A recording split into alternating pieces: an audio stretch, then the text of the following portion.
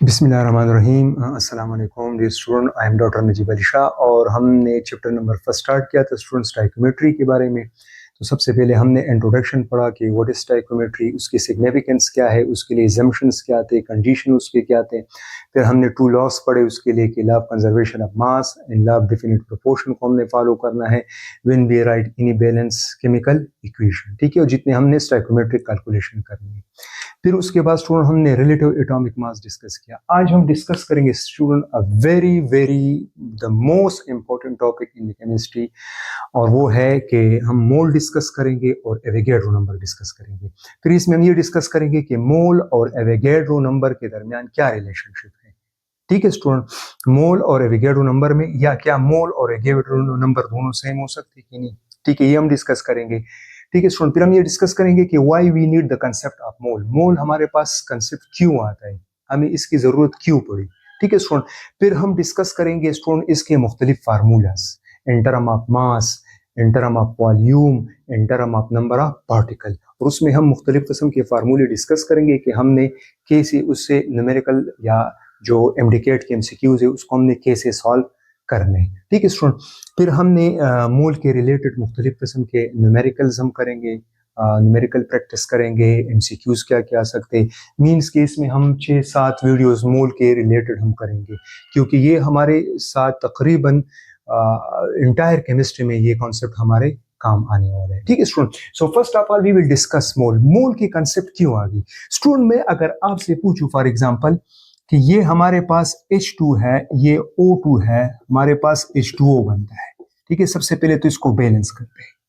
ठीक है स्टूडेंट, अब अगर मैं आप लोगों से पूछ लूं कि भाई 2 मॉलिक्यूल्स आप हाइड्रोजन ले लो और 1 मॉलिक्यूल आप ऑक्सीजन ले लो और उससे 2 मॉलिक्यूल वाटर के बना लो, so can you do it. आप नहीं कर सकते, क्योंकि क्योंकि आपके पास जो एटम मॉलिक्यूल है वो इंतहाई स्मॉल होता है, एंड वी कैन नॉट काउंट एटम और molecule one by one directly. हम किसी मॉलिक्यूल को, मिसाल के तौर पे ये आपके पास एक ग्लास है, मैं आपको कहता हूँ कि ये आपके पास इसमें वाटर है, मॉलिक्यूल्स है, तो इसमें बिलियंस ट्रिलियंस मॉलिक्यूल्स होते हैं, तो इसको आप वन बाय वन काउंट नहीं कर सकते स्टूडेंट। ठीक है, और मिसाल के तौर पे अगर आप कहते हैं कि सर जी चलो ठीक है, इसको तो हम वन बाय वन काउंट नहीं कर सकते, लेकिन हाइड्रोजन का हम 4 ग्राम ले सकते हैं, ऑक्सीजन का हम 5-6 ग्राम ले सकते हैं। ठीक है स्टूडेंट, तो फिर हमारे पास एक्यूरेट अमाउंट ऑफ प्रोडक्ट हम कैसे बनाएंगे, फिर तो हम रेंडमली कैलकुलेशन करेंगे। ठीक है स्टूडेंट, तो मोल हमारे पास क्या होता है student, that's why the concept of mole was emerge, क्योंकि आपके पास एटम मॉलिक्यूल इंतहाई स्मॉल होते हैं, इंतहाई आप उसको one by one count directly नहीं कर सकते student. Therefore mole concept was emerge, mole आपके पास आ गया, क्योंकि मोल हमारे पास क्या होता है student, it is a counting unit. ये हमारे पास क्या होता है, ह्यूज मास होता है हमारे पास। ठीक है student, with the help of mole हम इजीली कैलकुलेशन कर सकते हैं कि भाई कितने मोल्स ऑफ रिएक्टेंट आपस में रिएक्शन करेंगे और कितने मोल्स ऑफ प्रोडक्ट आपके पास बनेंगे स्टूडेंट। ठीक है student, so that's why mole is a which unit student, counting unit. ये हमारे पास काउंटिंग यूनिट होता है। जिस तरह हम कहते हैं स्टूडेंट, मिसाल के तौर पे मैं अगर आपसे कहूँ कि भाई वन पेयर क्या होता है इसमें, तो आप कहेंगे 2 सिमिलर थिंग, 2 सिमिलर थिंग है आपके पास। ठीक है स्टूडेंट, पहले हम थोड़ा कॉन्सेप्ट जर्नली पढ़ते, फिर मोल का डिफिनेशन में आपको 3 डिफिनेशन करवाऊंगा। ठीक है, सिमिलरली अगर मैं आपको कहूं कि भाई 1 डजन, तो 1 डजन में आपके पास कितने होते हैं, 12 सिमिलर थिंग। इसमें आपके पास 12 सिमिलर थिंग्स होते हैं। ठीक है, तो इसमें सिमिलर थिंग लेना है। मिसाल के तौर पे मैं कहूं कि भाई 1 डजन एग दे दे, तो 1 डजन में तो इस तरह नहीं कहते कि भाई 6 आपने केले देने हैं और या 6 आपने अंडे देने हैं। ठीक है स्टूडेंट, अगर मैं आपसे पूछूं कि भाई 1 डजन आपने क्या देना है, एग दे दे, तो वो 12 सिमिलर थिंग होंगे। या मैं आपको कहता हूं कि भाई 1 डजन बनाना दे दे, तो 1 डजन का मतलब क्या है student, it is a counting unit. अब इसमें कितने पार्टिकल्स है, 12 है। ठीक है स्टूडेंट, तो इसमें हम ये भी डिस्कस करेंगे, मोल और एवोगैड्रो की दरमियान जब हम डिस्कशन करेंगे स्टूडेंट, तो हम ये कहेंगे कि मोल ये काउंटिंग यूनिट है, और एक काउंटिंग यूनिट में कितने नंबर ऑफ पार्टिकल्स होते हैं, भाई 10 होते हैं, 12 होते हैं, 100 होते हैं, 1000 होते हैं, कितने होते हैं, 1 बिलियन होते हैं, 1 मिलियन होते हैं। तो वो हमें एवोगैड्रो नंबर हमें बताता है कि भाई 1 मोल में 6.02 ज़बरदस्त की ताकत 23 पार्टिकल होते हैं। अभी उसकी तरफ आ रहे हैं।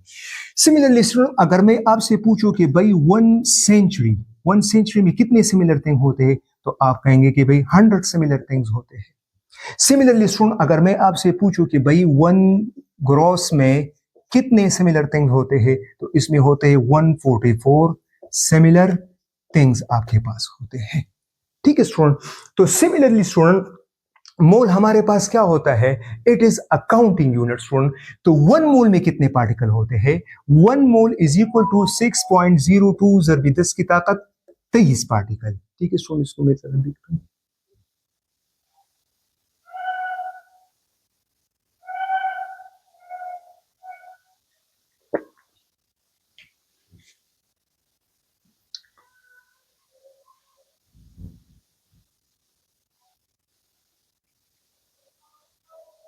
ठीक है, अच्छा सुन, तो सिमिलरली 1 मोल में कितने पार्टिकल्स होते हैं, 1 मोल में होते हैं 6.02 ज़रबी 10 की ताकत 23 पार्टिकल्स होते हैं। तो पार्टिकल आपके पास इलेक्ट्रॉन भी होते हैं, प्रोटॉन भी होते हैं, न्यूट्रॉन भी होते हैं, आयंस भी होते हैं, एटम्स भी होते हैं, मॉलिक्यूल्स भी होते हैं, फार्मूला यूनिट्स भी होते हैं आपके पास।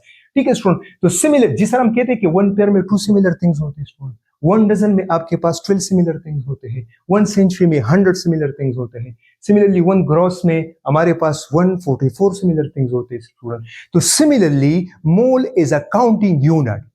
तो 1 मोल में कितने पार्टिकल्स होंगे स्टूडेंट, तो 1 मोल में आपके पास होते हैं 6.02 ज़रबी 10 की ताकत 23 पार्टिकल आपके पास होते हैं।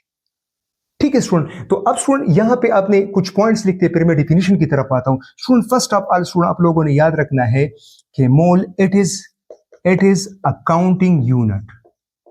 ये हमारे पास क्या होते हैं student, it is a counting unit, ये हमारे पास काउंटिंग यूनिट होता है।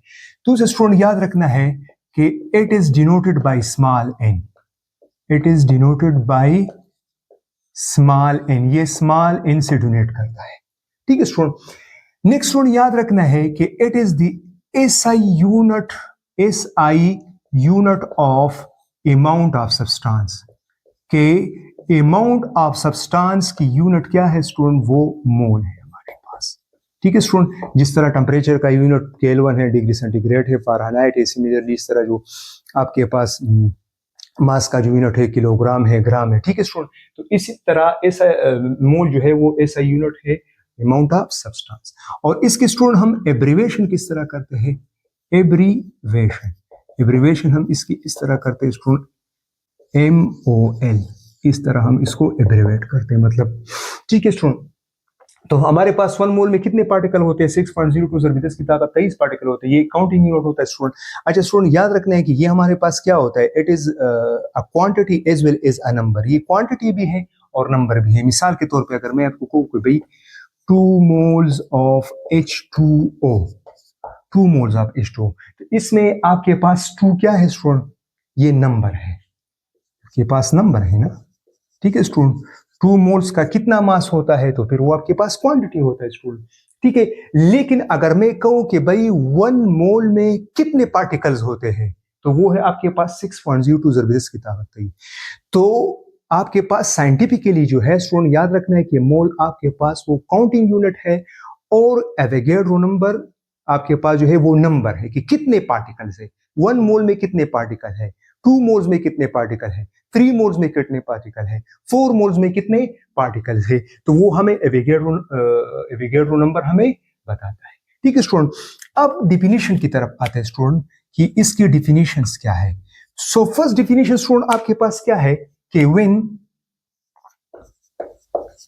ग्राम एटॉमिक मास, ग्राम या इस तरह हम कहते हैं कि gram atomic mass, gram molecular mass, gram formula मास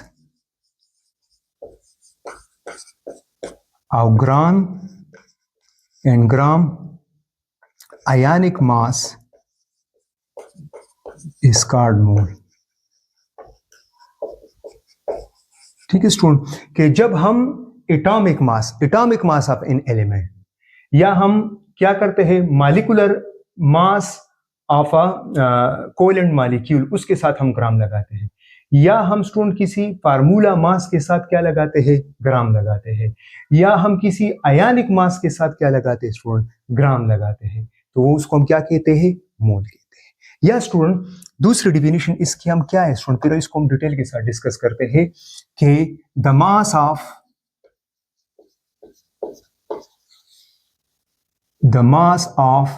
6.02 ज़रब 10 की ताकत 23 सिमिलर पार्टिकल्स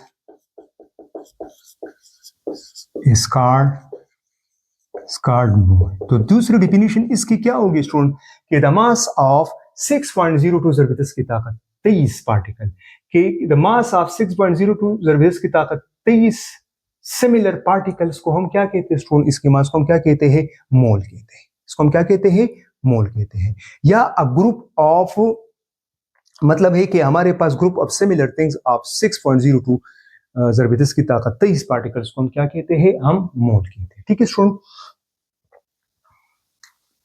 अच्छा, अब जिस तरह हमने कहा स्टूडेंट के gram atomic mass, gram molecular mass, gram formula mass और ग्राम आयनिक मास के साथ जब हम स्टूडेंट ग्राम लगाते हैं तो हमारे पास क्या होता है, मोल होता है। मिसाल के तौर पे अगर मैं आपसे पूछूं कि भाई 1 मोल ऑफ हाइड्रोजन एटम्स, तो ये आपके पास क्या हो गया, एटॉमिक मास हो गया, ये 1 ग्राम है आपके पास। ठीक है। सिमिलरली अगर मैं आपसे पूछूं कि भाई 1 मोल ऑफ H2O, तो H2O का क्या है स्टूडेंट, मॉलिक्यूलर मास क्या है, ठीक है, वो आपके पास 18 है, इसके साथ में ग्राम लगाता हूं। ठीक है स्टूडेंट। सिमिलर अगर मैं आपको पूछूं कि भाई 1 mole of formula unit, formula mass NaCl, उसका क्या है, 58.5 ग्राम है। सिमिलरली अगर मैं आपसे पूछूं कि भाई 1 मोल ऑफ OH माइनस, ये आपके पास आयनिक मास है, 17 ग्राम है। ठीक है स्टूडेंट। दैट्स व्हाई हमने कहा था कि ठीक है, तो 1 mole of hydrogen atom 1 gram, 1 mole of H2, तो आपके पास क्या है, ये आपके पास क्या है, एटॉमिक मास के साथ मैंने ग्राम लगा दिया, यहाँ पे मैंने मॉलिक्यूलर मास के साथ क्या लगा दिया, ग्राम लगा दिया, यहाँ पे मैंने फार्मूला मास के साथ मैंने क्या लगा दिया, ग्राम, यहाँ पे मैंने आयनिक मास के साथ क्या लगा दिया, ग्राम। तो इसको हम क्या कहते हैं स्टूडेंट, इसको हम क्या कहते हैं, मोल कहते हैं। या याद रखना है स्टूडेंट कि यहाँ पे आपके पास 1 मोल ऑफ हाइड्रोजन एटम, वो किसके बराबर होगा, 6.02 ज़रब 10 की ताकत 23 पार्टिकल हाइड्रोजन एटम के बराबर होगा। सिमिलरली 1 मोल ऑफ H2O किसके बराबर होगा, 6.02 ज़रब 10 की ताकत 23 H2O मॉलिक्यूल के बराबर होगा। Similarly student 1 mole of NaCl में कितना होगा, 6.02 ज़रब 10 की ताकत 23 फार्मूला मास आपके पास होगा, यूनिट्स होंगे। सिमिलरली स्टूडेंट ये भी किसके बराबर होगा, 6.02 ज़रब 10 की ताकत 23 के बराबर होगा। ये हम एवोगैड्रो नंबर में फिर हम डिटेल के साथ डिस्कस करेंगे। ठीक है स्टूडेंट, कि 1 मोल, याद रखना स्टूडेंट कि 1 mole of any substance, 1 mole of any substance, याद रखना स्टूडेंट कि 1 mole of any substance, any substance का मतलब है स्टूडेंट कि वो आपके पास एटम्स हो, मॉलिक्यूल्स हो, आपके पास कोवेलेंट बॉन्ड्स हो, आपके पास इलेक्ट्रॉन्स हो, प्रोटॉन्स हो, न्यूट्रॉन हो, फार्मूला यूनिट्स हो, व्हाटएवर जितने भी है, अगर आपके पास 1 मोल आ गया तो वो किसके बराबर होगा, 6.02 ज़रब 10 की ताकत 23। अब यहाँ पे क्वेश्चन राइज होता है कि 1 मोल 1000 के बराबर क्यों नहीं होता, 2000 के बराबर भी क्यों नहीं होता स्टूडेंट। तो ये एक्सपेरिमेंटल डिटरमाइन वीडियो है, it is experimentally determine video. ये हमने स्टूडेंट एक्सपेरिमेंटली मालूम करते हैं, इसको हम अपनी तरफ से नहीं लगाते। ठीक है student. So that's why 1 mole of any substance, अगर मैं आपसे पूछूं कि भाई 1 मोल ऑफ इलेक्ट्रॉन, तो आप कहेंगे 6.02 ज़रब 10 की ताकत। मिसाल के तौर पे जिस तरह मैं आपको कहता हूं कि भाई 1 डजन बनाना, तो 12 केले होंगे। अगर मैं आपको कहूं कि 1 डजन एग, तो आप 12 पार्टिकल कहोगे ना। ये तो नहीं है कि उसका मास छोटा है तो वो ज्यादा पार्टिकल्स होंगे, या जिसका मास ज्यादा होगा तो उसमें पार्टिकल ज्यादा होंगे, नहीं। 1 डजन मतलब आप कहे कि 1 डजन पेंसिल दे दे, तो 1 डजन में कितने होते हैं, 12 पार्टिकल्स होते हैं। अगर मैं कहूं कि 1 डजन आपके पास क्या दे दे, ऑरेंज दे दे, तो 12 नंबर्स होते हैं। ठीक है student. So that's why remember that Avogadro number does not depends upon on mass. Avogadro number mass पे डिपेंड नहीं करता। याद रखना स्टूडेंट कि हमारे पास जो नंबर ऑफ मोल और एवोगैड्रो नंबर के साथ जो रिलेशनशिप है वो डायरेक्टली रिलेशनशिप। ठीक है स्टूडेंट। तो अगर हमें कहो कि 1 मोल में 6.02 ज़रब 10 की ताकत 23 पार्टिकल है, तो 2 मोल्स में कितने होंगे, वो आपने 2 से मल्टीप्लाई करना है। मिसाल के तौर पे मैं कहूं कि भाई 1 डजन मुझे बनाना दे दो, तो 12 पार्टिकल्स होंगे। अगर मैं आपसे पूछूं कि भाई 2 डजन मुझे बनाना दे दे, तो 12 तो नहीं होंगे ना, 24 होंगे, 24 होंगे। 2 से आपने मल्टीप्लाई करना है। बस याद रखना स्टूडेंट, आपके पास रेफरेंस क्या है कि 1 मोल ऑफ एनी सब्सटेंस वो किसके बराबर होगा स्टूडेंट? 6.02 ज़रब की ताकत 23 के बराबर होगा। ठीक है स्टूडेंट, तो ये हमारे पास डिफिनेशन ऑफ मोल है कि भाई हम एटम्स या मॉलिक्यूल्स को 1 बाय 1 काउंट नहीं कर सकते डायरेक्टली, या एटम्स और मॉलिक्यूल इंतहाई क्या होते हैं स्टूडेंट? वो इंतहाई स्मॉल साइज होते हैं, उसको हम डायरेक्टली मैयर या उसको हम डायरेक्टली काउंट नहीं कर सकते। देयरफॉर हमारे पास जो मोल होता है ये काउंटिंग यूनिट होता है, ह्यूज मास आपके पास होता है। ठीक है, तो इसमें हम क्या करते हैं स्टूडेंट के जो एटॉमिक मास है, मॉलिक्यूलर मास है, फार्मूला मास है, आयनिक मास है, इसके साथ हम क्या लगाते हैं? ग्राफ लगाते हैं। ठीक है स्टूडेंट, तो उसको हम क्या कहते हैं? मोल कहते हैं। ठीक है, और 1 मोल में याद रखना है कि हमारे पास कितने पार्टिकल्स होंगे? 6.02 ज़रब की ताकत 23 पार्टिकल आपके पास होंगे। ठीक है स्टूडेंट, तो ये हमारे पास इसके डिफिनेशन हो गए, ये इसके एग्जांपल हो गए। ठीक है स्टूडेंट, तो अब जब भी आपसे कोई पूछे कि भाई अब जरा यहाँ पे देख ले स्टूडेंट कि हमारे पास देखिए यहाँ पे आपके पास सब में 1 मोल है ना, 1 मोल है, 1 मोल है, 1 मोल है। अब यहाँ पे जरा देख ले स्टूडेंट, यहाँ पे 1 ग्राम है, यहाँ पे 18 ग्राम है, यहाँ पे 58.5 ग्राम है, यहाँ पे 17 ग्राम है। ठीक है स्टूडेंट, लेकिन यहाँ पे आप जरा पार्टिकल देख ले, पार्टिकल सब में सेम आ रहा है क्योंकि यहाँ पे 1 मोल है, 1 मोल है आपके पास। ठीक है स्टूडेंट, तो याद रखना है कि हमारे पास जो एवोगैड्रो नंबर है स्टूडेंट वो डिपेंड नहीं करता, वो मास पे डिपेंड नहीं करता, वो पार्टिकल है। मिसाल के तौर पे अगर मैं आपसे पूछूं कि भाई 1 डजन बनाना दे रहे, तो 1 डजन बनाना में कितने पार्टिकल होंगे? 12 पार्टिकल होंगे। अब मैं आपसे बताता हूं कि भाई आपने 1 डजन तरबूजा या खरबूजा दे दे। ठीक है, तो जो आपके पास खरबूजा या तरबूजा होता है उसका साइज क्या होता है? बड़ा होता है, लेकिन पार्टिकल्स कितने होते हैं? 12 होते हैं, 12 होते हैं। वो 12 होते हैं स्टूडेंट, वो ऐसा नहीं होता कि उसमें 24 होते हैं। सो इट्स मीन, याद रखने कि Avogadro number is a number, वो नंबर है हमारे पास, पार्टिकल्स है, नंबर ऑफ पार्टिकल रिप्रेजेंट करता है।